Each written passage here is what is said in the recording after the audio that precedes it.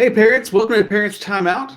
As you notice, I am not Kim Botto. I'm Jason Needs, and that's because tonight Kim is going to be in the hot seat. Our guest tonight. If you've joined us before, you know this is a time for us to get some great encouragement, just a shot in the arm, and a reminder that you're not alone and that you can do this. Parenting's hard, and we need all the help we can get. So, without further ado, I want to welcome tonight Kim Botto and LaTasha Patrick. So Kim and LaTasha both work at Crossroads Church. Kim leads Kids Club, and LaTasha is director of HR. And guys, I know, especially even thinking about COVID, I know these are lonely times. And as an adult, it's often really hard to make friends. It's hard to grow friendships, but we know friendships are super important in how God wants to shape us. And so tonight we're just going to talk about how to become friends, like how friendships grow. And you guys weren't always friends. You guys became friends. And so we're going to dig in a bit to how that happened. So welcome. Thanks for being on here. I guess we'll start this way. Just tell us, like, how'd you guys become friends? What made this thing, what made your friendship blossom? I'll start with you, Kim. Go for it. We were actually forced to be friends. The old-fashioned way. That's right. It was kind of like a blind date. Back in the day when LaTasha joined staff, we would assign somebody to be that person's coach. And that just meant you had to take them out to lunch, like their second day of work. And then sometimes you might have another lunch with them a week later. And sometimes that was the extent of it. So that's how it started.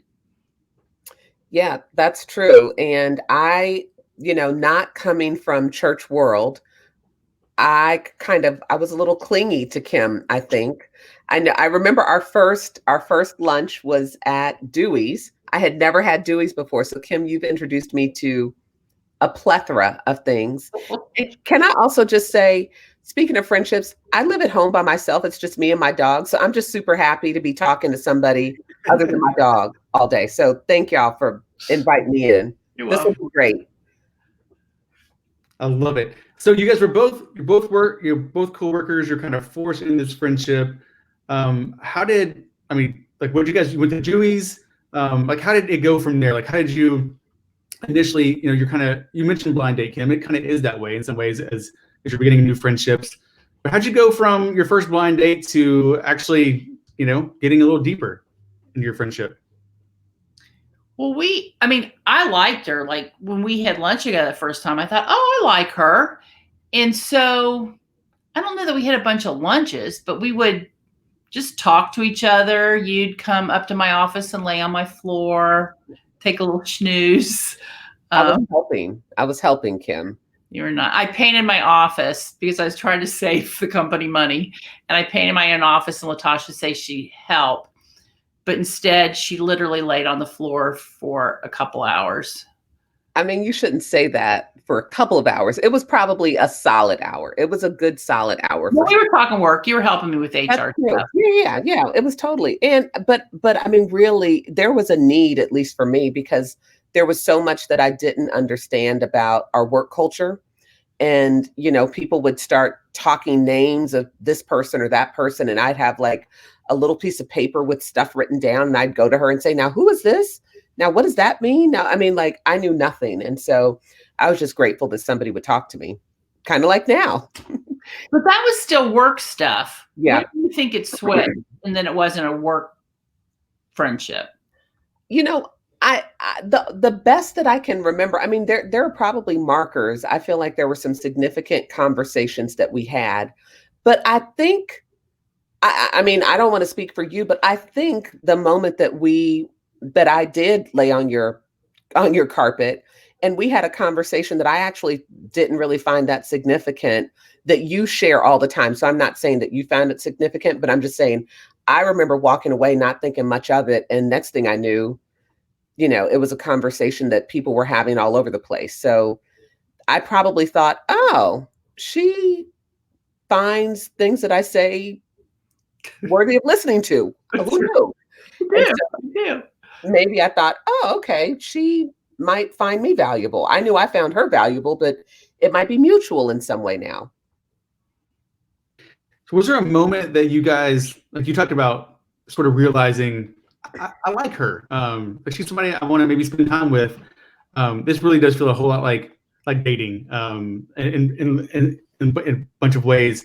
But yeah, was there another period, or were there things you guys did to intentionally deepen your friendship, or to test it maybe a bit?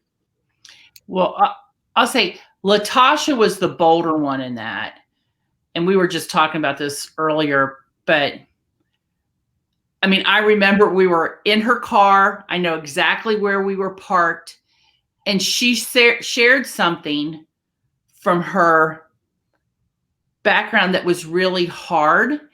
And by her being so open and vulnerable with me, I then knew, because up to that point, there was stuff that I was not sharing, that I was hiding. And then I was like, oh, I can be real with her. I don't have to be fake. So it's really her vulnerability that pushed it. Well, I think I just liked her, and I was like, either we're going to be friends, or we're not going to be. Like, people throw the term friend around, and I don't. And so either we're friends or we're not, or we're something else. We're associates or something. And so I thought I should test this with somebody that I trust. I mean, honestly, anybody who's been around Kim for a hot second knows what a fierce protector of children she is. And I was raising a kid, am still raising. I mean, she's, 19 now, but and so when I saw Kim, I thought, oh, she's got kids who like her and who want to be around her, and she's adopted these young girl. I mean, like, there were just all these things in her life that I thought there's something that I could learn from her. Period. I mean, she's just a wealth of knowledge. She's been married forever. She loves Jesus. I mean, she's funny. And so there were things about her that I found, I don't know, attractive. It was kind of like we were dating, Kimball. It was. And I'll say, so that time in the parking lot, the car in the parking lot, that's kind of funny. That was a big deal. But then you actually came and lived with us. But I'll tell you, LaTasha, when you did that, and that was, you had a need, I had a bed. And I think that's where I really started to understand more how different our backgrounds were. I got to say, probably up until that time, I probably thought, I mean, I knew that your parents were divorced and mine weren't, so that was different. But I thought our backgrounds were more similar. And you living in my house, parking in front of my house, us going and running errands together, I then got a better understanding of just the life that you lived as a kid and how my life was. Because, until we're with people who have different backgrounds, we think that our way is the way everybody grew up. Yep. Can you just let people know that I only lived with you for like 2 days over Christmas? Could you not make it seem like, I mean, I'd like to tell people that I was homeless, but legit, I had just sold a house, y'all, and I was going away for Christmas, and I had not purchased another house. So I did live with the Bottos for what, 2 days? I mean, for real, how many days was it, Kim? I don't know, but it was around Christmas. So we went Christmas shopping, applying for credit cards to get the 10% off. And then when she did, they'd ask her address, and I would bust out laughing like, oh, she's homeless. Because I don't have an address. It was really funny. That's really funny. It's true. So I'm curious, talking about, thinking about differences and like learning, just obviously there's different perspectives, different experiences in life. Like for both of you, are there ways you look at the world now that you wouldn't look at the world if you hadn't met the other person? Yeah, you know what? I seriously never thought about the foster system. I'm not a product of the foster child system. I'm not a product of adoption. While my parents were divorced, I have relationship with, both of my parents. And so it never dawned on me that people, like for real, it blows my mind to think that people on purpose adopt people into their family, and not just adopt people into their family like both of you all have done, but also like allow people to live with them like Kim did for me, for that 2 days that maybe she thinks was like 3 years. I don't know, whatever. But like, I mean, just hospitality. I think of hospitality significantly differently because of Kim, and what it means to whom much is given, much is required. And so it always makes me think, I should be inviting people into my home. I should allow people to live with me. I mean, sometimes it's just for a day, but sometimes it's longer. But it never dawned on me that I should invite people into my home temporarily or permanently, ever, which is incredible. I didn't know that, because you had several people who have come and lived in your home. Only since I moved to this house, not when I lived in my other house. Never. Seriously, never. I never thought about having people in my home. No. But that's just because of your generosity, your hospitality, the way that you run and fight for kids and kids who don't have families. Seriously. I mean, and it permeates through this community. I mean, I'm looking at Jason also. And so it never dawned on me that people did that and that I should do it also. Wow. That's, I'll say for me, I mean, LaTasha's changed my life a lot. There's one specific conversation, Jason, you were there for that, where we're in the kids club room and we're talking about, these resources we're creating, and LaTasha just kind of blew in like she does and told a story about how Maya had gone to Disney World. And why don't you tell it? You can tell it better than I can, LaTasha. And she came home.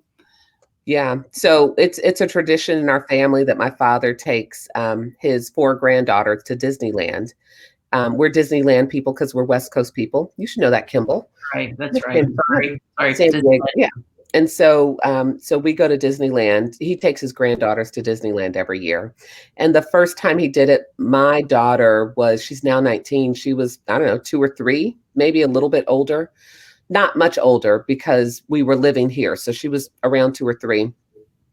She went to Disneyland and I called her so I could hear about the experience. And she was like over the moon excited. Oh my gosh, we saw all the princesses and we went to the Parade of Lights and we went to Ariel's Grotto and all the things, whatever the things. And I said, well, that's cool. Well, you're a princess too, Maya. And she said, no, I'm not. And I said, yeah, you are. Of course you're a princess. And she said, no, I'm not. And I said, well, why do you think you're not a princess? And she said, because my hair is not yellow and my skin is not pink. Mm-hmm. And I just completely went bananas. I emailed Disney immediately. I completely took all of the Disney paraphernalia out of our house and really refused to patronize Disney until, like, they cared, but still, I just refused to patronize Disney until there was a person that my daughter could look like. And so I told that story honestly, and it was kind of matter of fact. Maybe it was just assuming that no one cared. I mean, that maybe it wasn't matter of fact, but maybe I was just like, Disney didn't care, so what do these people care? And apparently you did, which was amazing to me. Oh, it wrecked me. I remember telling the people, everybody on the team, the people who create our videos, and we're like, the kids who come into our doors have to see themselves in our videos, in our images. And so we still, when new staff start, I mean, it's not long after they're there, and that story will come up as a reminder that, girls with brown hair and brown skin can be princesses, and they can follow Jesus, and they can be courageous, and they can do brave things. They can do hard things. And it has totally changed. And LaTasha also, especially with what's going on in our world right now, she has changed me as far as, I know people are looking for safe places to just be more, I don't know what's the right word, informed about racism, and I feel like LaTasha is a safe place where I can go, and I'll say sometimes things where she'll go, don't say that. No. But we're friends, and so I mean that's a place. I mean, it should be a safe place because I've said all kinds of crazy stuff that may or may not have to do with race to you, and you've pushed me, and so I think that's kind of the benefit. That's actually the benefit of being friends with Right. benefits. In the other way, though. That's right. I was going to ask. I mean, I don't know the answer to this question, but like, yeah, has there been any kind of conflict? Sounds like a big hurdle, but like anything just to kind of work through. It could even be something that just an annoyance. Could be a small offense, but have you had to work through something that just bugged you? Maybe it was just internal. So, but yeah, I'm just wondering if you guys have had anything you had to work through in your friendship, and if so, how? Well, she goes to bed at 8:30 and gets up like 4 a.m. So she calls really early. That is Really true. early. That is true. I can't think of anything where I go, oh, that really bugs me. I mean, we don't agree on everything. Mhm. Yeah. And she will definitely, I mean, we will both push back on each other. But Was I there think anything that, like you mentioned earlier, I mean, I think you guys have built trust, and you that came from being vulnerable. Was there anything else that just over time, it may have seemed small, but things that help to build that kind of trust, so that that you do trust each other enough where you understand, maybe you don't like what someone's saying, but you can understand maybe if you give them the benefit of the doubt, like you start, you fill that gap instead of with suspicion, you fill it with trust. Like did anything you guys do help to create that environment? Man, maybe we're not as good of friends as I thought. Maybe No, you're not. Maybe your whole friendship is. who are you anyway? Yeah, what's your name? Crap. I think you build that trust. You don't build the trust by always agreeing with each other. You build the trust by saying what you really believe, even if it's different than what they believe. And so then you can, and there are times sometimes where maybe we haven't talked for a little bit of time, or something will come up and I'll just think, I need to tell her that this is going on in my life right now, because it's and it might be something I don't necessarily want to tell, but I'll just go, okay, so I'm pissed off about this, or this is something I'm struggling with. Yeah. And I think as friends, you have to be intentional to tell those things, or you'll start to drift apart. Yeah. I agree. Mm-hmm. So Kim, you mentioned a minute ago, you touched on the fact that both of you are different races. So how is that that dynamic? How has that changed your friendship? How has it helped you to look at the world differently, like both of you? So I'll say, like, I don't know. What I believe about people is, and I think the science does prove this, that we're actually 98, 99% the exact same DNA. Yep. The exact same stuff is running through our veins. And then there's like a 2% difference in, my skin color, my hair, I don't know, some other things. And so I probably didn't come into this relationship, and I rarely do go into a friendship relationship looking for the differences. But to Kim's point, we were raised in different places. I'm from the West Coast, which is different, and she's a Southern belle, which is interesting, right? I mean, like, there are just differences in our families of origin, and those things make us unique. And I think because of, my background and my ethnicity, there are always different perspectives that I would have and maybe that she would have. But I just rarely go into a relationship or a situation or a friendship looking for the differences as much as, I don't know, maybe trying to find common ground. Like, what are the things that we like? Well, we both like pizza. We both like Dewey's for sure. That's amazing pizza, by the way. It is amazing pizza. And I'm not trying to be trivial about it, but I'm just saying, I don't even know that we got to really deep conversations before we have some things in common. She's a mom, I'm a mom, and I want to be a better mom. And so there's some things that I could learn from her. I don't know. Kim, what do you think? I'm throwing it to you because I know one thing Kim learned. There's a birthday song that's different. Before. I went to a. You do wonder. I mean, that's no idea. changed your freaking birthday. Yeah, I went to a birthday party where I was one of the few white people there, and they're singing "Happy Birthday," and it is not the happy birthday I know. And I'm looking around, I'm going, "How do you all know this birthday song?" And yeah, it's Stevie Wonder. And that's like, LaTasha, do all Black people sing that song at birthdays? Do you guys not do the happy birthday to you? I don't speak for all Black people, but I will say that in our family, we definitely, it's one of two songs that we sing. We usually do both. It's after the traditional happy birthday. Was that offensive that I just asked you, do all Black people? Because you say it, I don't speak for all Black people. I just speak for myself. Yeah, I'm not offended because I don't speak for, do you know how many Black people there are in the world? There's a lot. You know what? Sometimes as white people, that's what we think. There's somebody who's on the student ministry team who said, she was speaking to a group and she said, I can only speak for myself. I'm speaking for myself, who happens to be a Black woman, but I'm not speaking for all Black people. Sure. That's helpful. Is it inappropriate for me to talk about the time that I took you to the movies? Not at all. I think you should share that story. I'm trying to think of what was my reasoning for You're trying to educate me.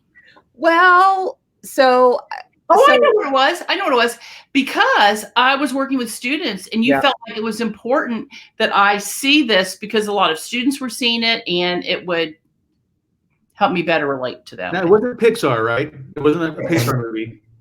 It was not. Tell more of the story. I think it's a great story. Straight out of Compton. Straight out of Compton. And I'm basically sitting next to Kim saying, hey, when they say this, it's because blah, blah, blah, blah, blah, blah, blah, blah, blah.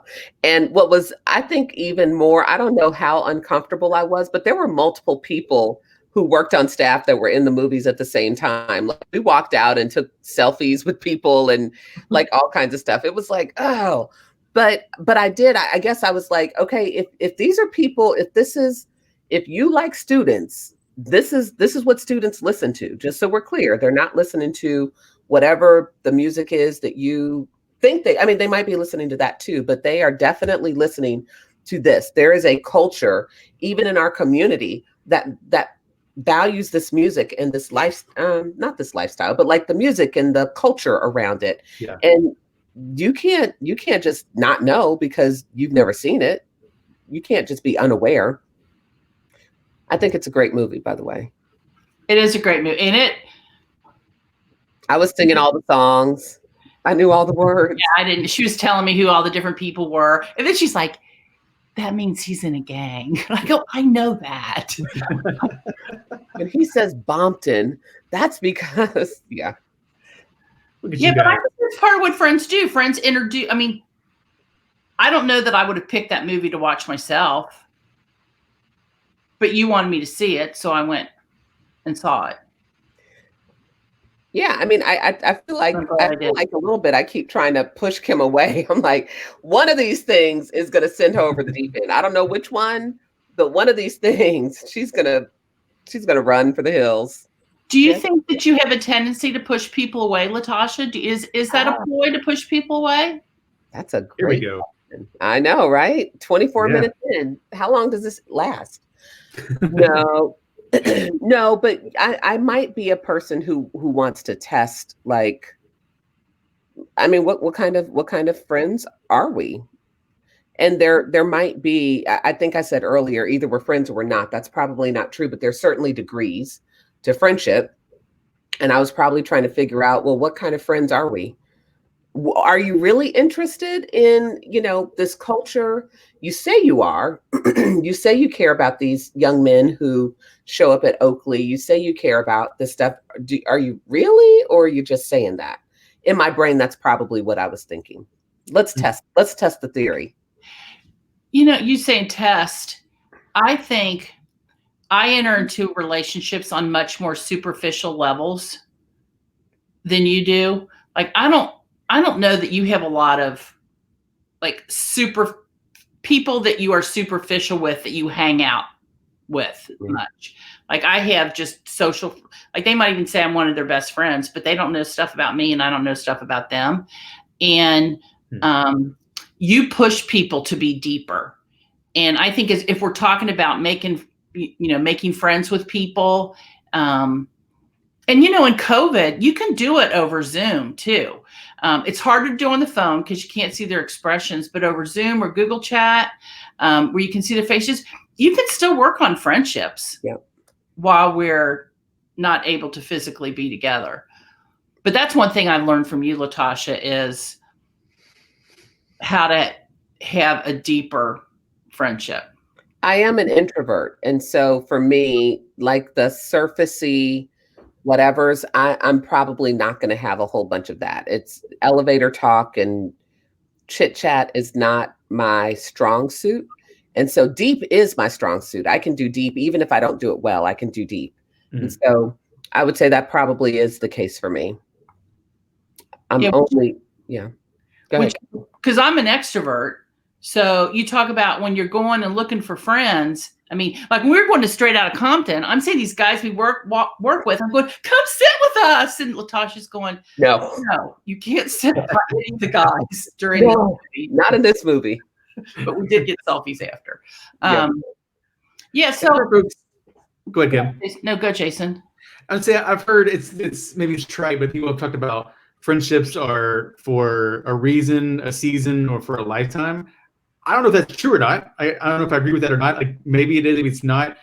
I'm curious, LaTasha, you mentioned, well, you actually just referenced it again about like how do you define for you a friendship? Like how do you know when you consider someone you would actually call like, yeah, that's my friend versus someone that's just my acquaintance? Like what does that look like for you? I feel like I do try to go real deep, real fast. Maybe not real fast, but certainly I try to go deep. And so I think it I think it depends on what you know about me. Have you been to my house? That's a big deal. I mean, in its state of a hot messness or in its state of pristineness, which it's actually never in a state of pristineness.